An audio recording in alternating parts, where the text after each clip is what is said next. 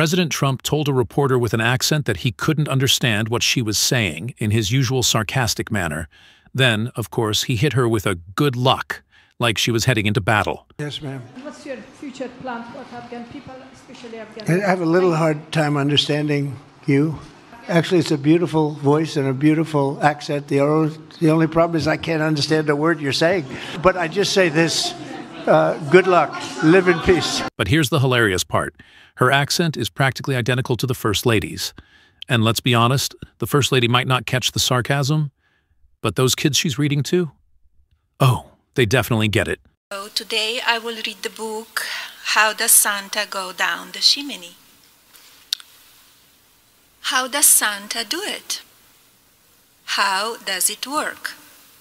Does he cinch up his belt or shrink himself down to the size of a mouse?